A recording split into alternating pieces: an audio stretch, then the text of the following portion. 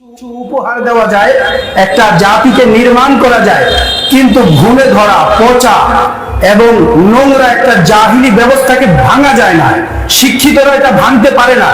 যুগে যুগে বিপ্লবের যত ইতিহাস আছে, সকল ইতিহাসকে পর্যালোচনা করলে দেখা যায় শিক্ষিত শ্রেণীরা এই জাহিলি সমাজ ব্যবস্থা, ঘুণে ধরা সমাজ ব্যবস্থাকে ভাঙতে পারে নাই। ভেঙেছে একদল দিনমজুর, অশিক্ষিত কৃষক, শ্রমিক, জেলে, কামার এবং যুবকরা।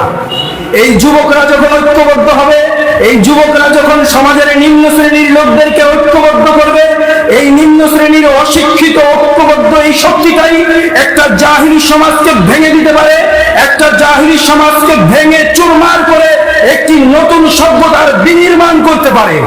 এজন্য আমি ইসলামী যুব আন্দোলন মুন্সিগঞ্জ জেলার সর্বস্তরের যুবকদের প্রতি উদাত্ত আহ্বান করব, আমাদেরকে ঐক্যবদ্ধ হতে হবে, ঐক্যবদ্ধ করতে হবে। এই ঐক্যবদ্ধ শক্তিটা, আমরা যখন ঐক্যবদ্ধ শক্তিতে পরিণত হব, আমরা যখন নিরবিচ্ছিন্ন থাকবো না, এই শক্তিটাই পারবে এই জাহিলি সমাজ ব্যবস্থাকে ভেঙে চুরে একটি নতুন সোনালী সকাল উপহার দিতে। এই আশা ব্যক্ত করেই আমি আমার সংক্ষিপ্ত আলোচনা এখানেই শেষ করি।